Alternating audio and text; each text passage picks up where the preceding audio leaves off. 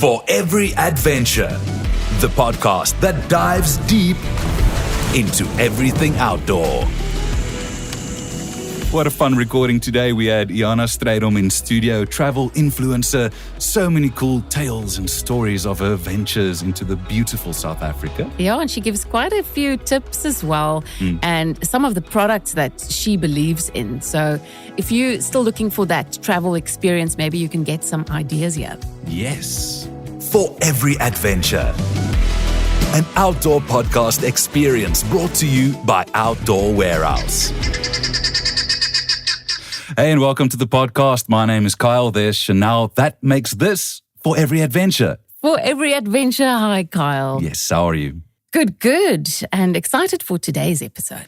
Yeah, we're not going in on anything specific. We're not focusing on just hiking, on just camping. We're focusing on exploring South Africa. Yeah, traveling and the adventure that comes with it. So for me, first prize when traveling is taking a significant other. So it can be a friend, but like when I travel with my wife, that's my favorite part of traveling. So you're not a solo traveler?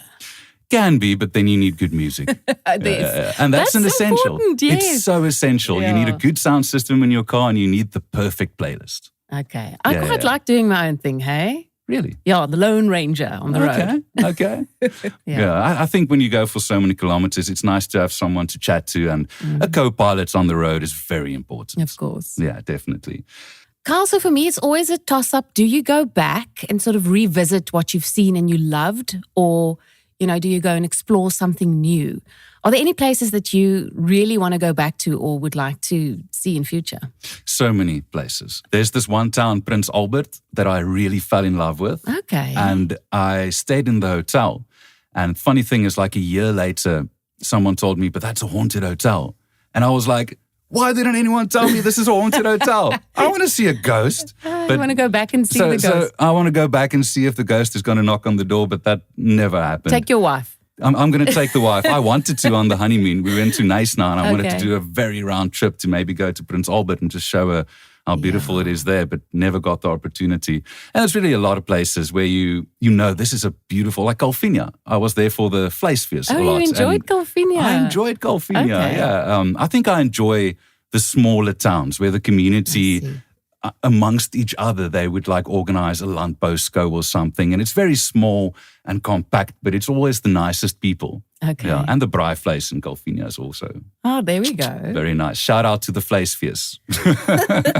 I think for myself, in Mpumalanga, I'd like to go and spend some time there. Okay. And go back to the Drakensberg, that vibe. I've never been to the Blyde River Canyon, which looks amazing. So for me, it's the views. I want to go and see what I haven't seen before, actually. Definitely. That freedom when you get through the tunnel in Parel, or when you hit Citrusdal, when you take the N7, that's that feeling of freedom and you see the landscape change, and that's traveling for me. You make me want to get on a bike and hit the road, Kyle. Definitely. I want to get on a bus or a bike or anything right now and just go. Do you know what I still want to do? A train through our beautiful country. I've never done that. Yes. That'll be lovely. I think that's something to do. So there are a lot of experiences you can pick up when you're on the road, and every region or town has something specific to them that you just have to do.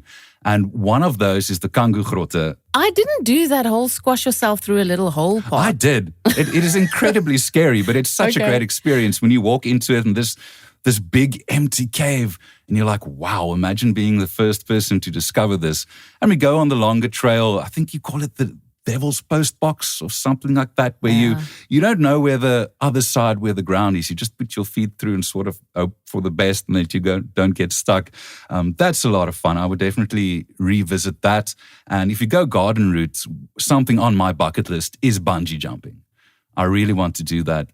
And we're going to discuss that actually with our guest a little bit later. I don't think she's been, but I think the plan is there to go, if I'm correct. But we'll find out. Very excited to chat to Iana Strydom today. And she's an influencer, travel influencer, which really excites me. So it'll be really interesting to find out about all her adventures, where she's been to and what she's planning next. Yeah, so a lot of fun info and stories coming your way today on For Every Adventure.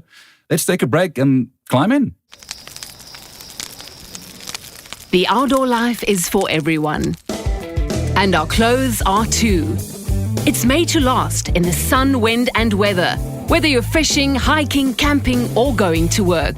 Get all your favorite brands like First Ascent, Cape Storm, Africa Nature, High-Tech and Columbia all under one roof. Outdoor warehouse for every adventure.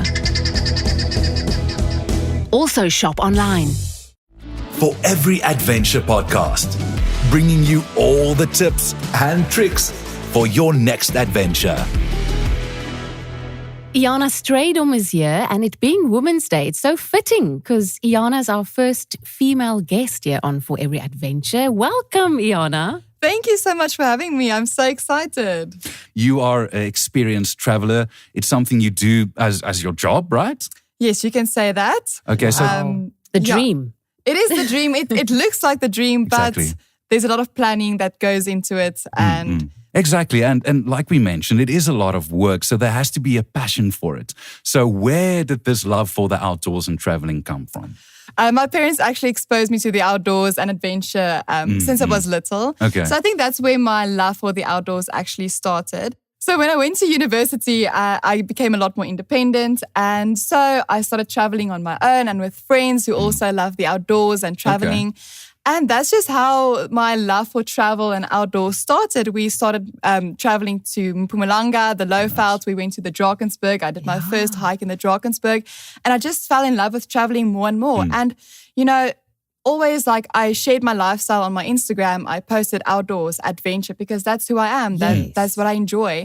And then since 2020, lockdown, I started posting deliberately about travel stuff because I wanted to transform my page into a travel account because I get so much joy and fulfillment from traveling and adventuring through our beautiful country. And I have to say, sorry, I'm moving it back a bit, but I never knew what beautiful places we had in our country because we never traveled actually to different places. We always went to the same place over and over again. Yeah. And I was so stunned when I actually saw, the Lowveld.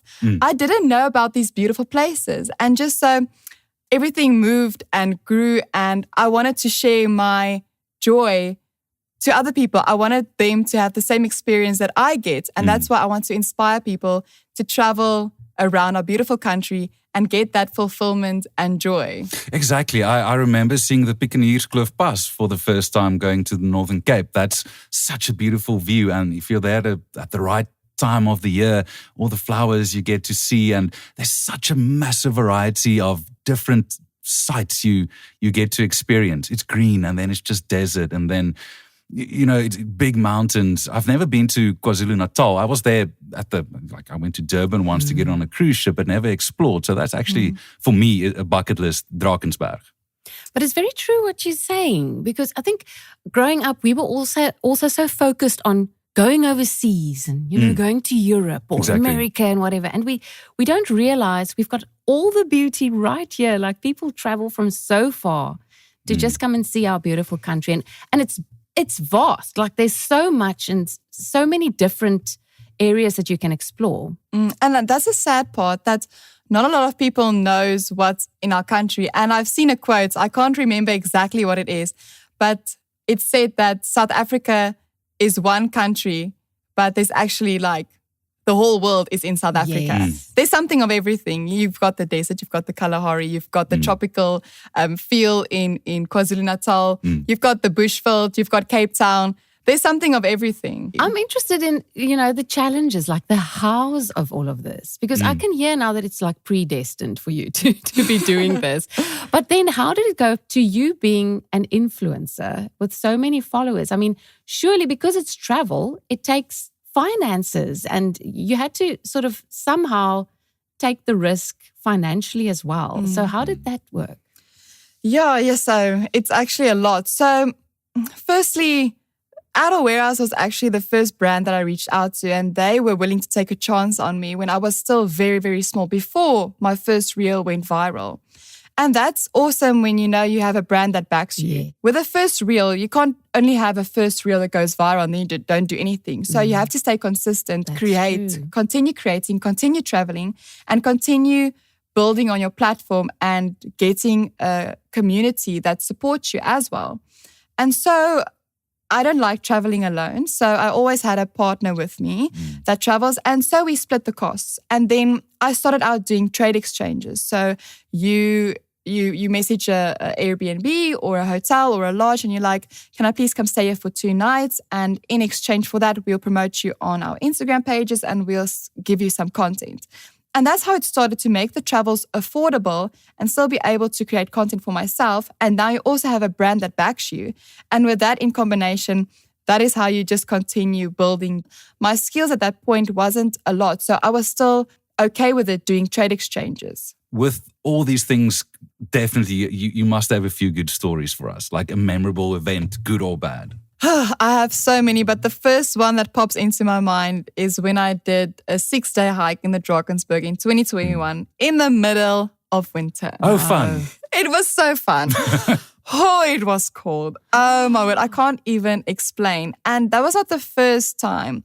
Actually, in 2020, my friend and I did our first hike in the Drakensberg, also in the winter. I don't know why I do that to myself, but both experiences was really ice cold. I've never in my whole entire life been as cold as that. Like you wake up. No. You don't wake up because you don't sleep. You don't sleep at all. You literally the whole night you're sitting there and you're like, when's the night over? When's the night over? And I remember both occurrences. I switched on my flashlight and when I switched it on, I got the biggest fright. I was like, why is the top of my tent white? It was just ice. Everywhere you look inside of the tent. It was crazy. But the hike in 2021 was so special. It was a hell of a challenge, but I enjoyed it so much. We hiked over 70 kilometers throughout the Drakensberg. You go into Lesotho even, because Lesotho is actually there at the top of the Drakensberg. And you just see the most beautiful landscapes. And I can't even put it into words because it's just amazing. And even though you go through that, that hard nights, the cold, it's worth it. Like I will do it over and over again. I will definitely get better gear to make sure I'm hot. And you know what? I was so stupid. The other night I was like, why don't you just take a hot water bottle? There's water, you can boil it and then you're warm. So definitely next time I'm going to take a warm water bottle along with me. But I have to say that hike was so memorable and you wouldn't believe it. After the 6 days, it didn't snow once, but it was -10 and colder the evenings. Yeah, but we got home after the 6 days and then I got onto Instagram and I saw the snow report and they're like, it's going to snow this weekend. And I called my friend and he's actually a guide in the Drakensberg.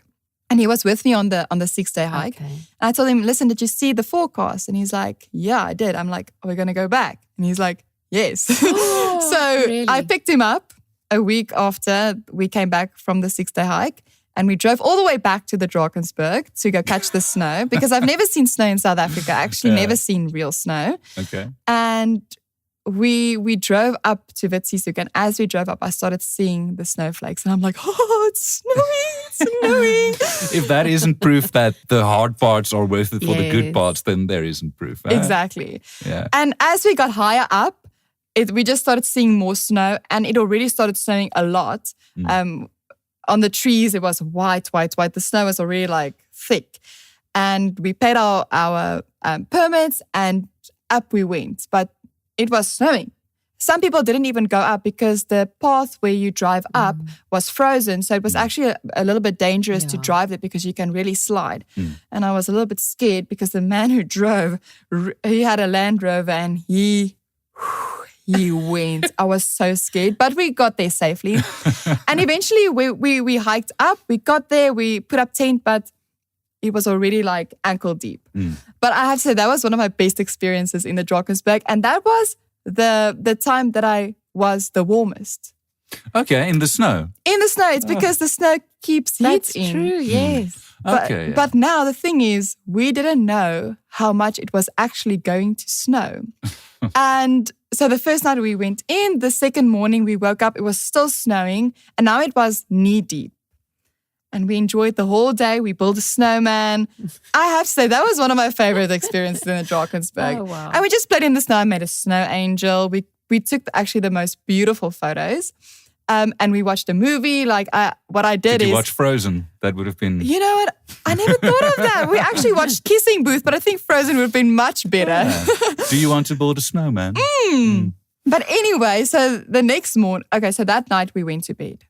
But then we never knew how much it was actually going to snow. The next morning we woke up, but I woke up with a feel here on my left shoulder. And I'm like, something is hanging against me with a very large weight. Some pressure. A lot of pressure. And we got out, we zipped our tent open and the snow was falling in. We got out and I'm like, oh my goodness, we were snowed in so badly. And my friend was actually telling me, I don't know if we're going to get down because it's snowing too much. Yes. We are snowed in. And then the next moment, my tent broke because of the large amount of snow. It was just too heavy. Yeah. Anyway, so we packed up everything. We're like, we're going to go to the hut because we don't know if we're going to stay here another night or if we're going to get down. Eventually, we packed up everything, went back to the hut, and now we were just waiting. We're like, can we go down? Can we not? Eventually, the sun came out, and then we were able to hike down. But my best travel experiences is definitely the Drakensberg. That's my favorite destination in South Africa. Okay. Yeah, I wanted to ask you your favorite destination. Are there any destinations you would like to go to? Bucket list. I definitely still want to explore more of the Eastern Cape. I think that's a hidden gem, and I don't think a lot of us gets to experience what there is actually. And I think it's beautiful and it's untouched beauty. So definitely next on my list is the Eastern Cape. Bungee jumping. I actually have done it 2 times at Pelgrimsrus, and I'm going for my 3rd time now. Okay. Yes, but yeah, Pelgrimsrus is very nice. It's a nice experience, but it is very scary. One of my favorite regions, the Tsitsikamma region, the road you go through with Naisna. It's really beautiful. I love it is the beautiful. dense forestry. And there's so many things to do there as well at Tsitsikamma. And it's beautiful. Like you can go and hike the otter. And even inside Tsitsikamma, there's a couple of day hikes you can do. And I've done the tubing through the kloofs. Oh, it was amazing. Let's talk about the gear you use when you go on these adventures. What type of gear is essential? Okay, so if I take hiking into consideration, a very good backpack is so important because you are carrying like 24 kgs on your back. So the gear that I use is the Osprey 65 liters backpack. That's an essential, like super, super essential. And a very warm sleeping bag, which is the First Ascent icebreaker that I also use. I want to ask you, did you know this when you started off? Or did not? Eh? That's why I got so cold the first night, the first time I went there. So we had this stupid little tanky. We didn't have a nice sleeping bag, nothing. Literally, I promise you, I'm so glad I'm still alive. What do you use for your content creation? Like, do you travel around with a tripod and a camera? Or Yes, that's why my backpack is so heavy. There you go. So I have a tripod, I have my lenses. The lenses are very heavy. So I've got the 24 to 70 mils and then the 70 to 200. And yeah, that's a big papa. He's very heavy. And then I've got my Canon R5, and that's what I used to take my content with. But then I also take my drone along and my GoPro and my GoPro stick. And yeah, it's a lot to carry with you into the mountain. For me, like I mentioned earlier, I think going with a partner, a friend, or a significant other is the way to go because you need to share this experience and music. Good sound, good playlist. Yeah, I also love traveling with my partner. I don't travel alone, but it's not because I feel unsafe. It's just I like company and I like being with someone. But I like also traveling in different ways. I love hiking. I love traveling by car, doing a road trip. I love traveling by air, although I'm a very nervous flyer. But it just makes the trip a little easier and quicker if I want to, spend more time at the destination. But a road trip I love a road trip. It is. It's just different. I would much rather get in a van or a car and take on the road than fly, really. And I don't have a fear of flying. It's just the journey. And again, the cheese is real, I know, but the journey is so important, much more important than the destination, for me at least. That is true. Myself, I travel now with kids. So safety is a concern. I think that's just something that happens. But also, I've gotten lost. Has that ever been a problem for you, or do you really plan ahead? I haven't gotten lost, but we like, to drive around and, just be in the spur of the moment, be a little bit impulsive. You have a route, that you plan beforehand. But then if we see like, oh, that name sounds interesting, let's go down there and see what it looks like. Or, I love being impulsive and seeing new places. And if I dwell off the route a little bit, that's completely fine. I like seeing new places and learning more about our country. But to get back to the safety aspect, that's why I'm actually glad we grew up in South Africa, because it teaches you to be vigilant and cautious. Yes, and true. I think even if you travel abroad, that should always be implemented into your mind, that you should be vigilant and cautious, because if you're a tourist, you're always going to be a target. But in South Africa also, just be vigilant, just be cautious. Don't go to places where you feel unsafe or that is dangerous. If you want to solo travel, by all means, I would suggest it. A lot of my friends do it. Have you ever had a situation where you're like, oh, this town, let's go in there? Is there like an example? Because you mentioned earlier you like the impromptu visits to unplanned destinations. Yes. So we were actually traveling there on the Lowveld and we saw Pelgrimsrus.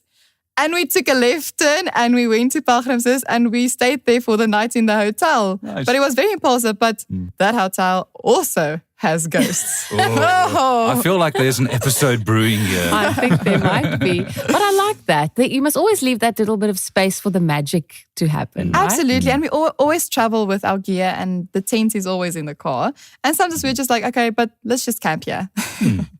Well, fantastic. After this, we are looking at a few handy products for your travels. The mountains are calling. So what are you waiting for? Get the right adventure gear at Outdoor Warehouse. From day packs and hiking boots to trekking poles and hiking tents. Be prepared for whatever the season brings. And don't forget our expert advice and hiking packing lists available in-store and online at outdoorwarehouse.co.za. Outdoor Warehouse. For every adventure. For every adventure. The official Outdoor Warehouse podcast that brings you everything you need to know for your next adventure. So when I think about traveling, I think about the early mornings. Early bird gets the worm, you get on the road early, and then it's cold. So traveling, to me, the essentials, a nice jacket, a good flask, and those two to start with, right? I have to agree. I also have my puffer jacket. That is an essential for every South African. Definitely. And I'm with you on that flask. I have my own Stanley flask that I always take with me. Okay. And a coffee and a tea on the road. That's how you start the morning. Exactly. So when it comes to the comfy clothes, I'm a big Cape Storm guy.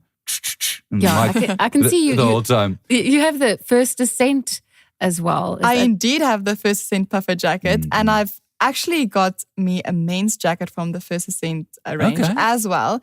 They have this extreme climate down jacket, which keeps me warm in the Drakensberg. So that is definitely, that one I take with me when I go hiking because it gets really cold, and that one is the one that keeps me warm. One of my favorite products from Outdoor Warehouse is the Hydro Flask. I love my Hydro Flask. I've forgotten it at home, and then I come back in the evening and the coffee is still warm in there. And if you want to pimp your flask, you can have it engraved at Outdoor Warehouse. Do you know that? Ooh. Yes, I quite like that. You should put your name on your Stanley as well, I Iana. actually have to say, this. I've recently gotten a Stanley flask and we engraved my name and surname in it, and with a new show that we are currently producing as well. Okay, fantastic. And you mentioned a backpack earlier. Do you have a specific go-to backpack? Yes, so I have two backpacks. I have one that I use for day hikes, and I know there's two there. So I have the Osprey 25 liters that I also use. I think it's 28 liters. And then I have the First Ascent Flint backpack also. So I choose between the two. And if I have a friend that wants to hike with me, then they have one as well. And when I go on my multi-day hikes, then I have the Osprey 65 liters, or I use my First Ascent 68 liters as well. Awesome. And for those impromptu stopping next to the road or going into the random town, maybe you want to have a picnic somewhere. Natural Instincts has a great picnic blanket you can use, and they have a nice picnic bag you can get.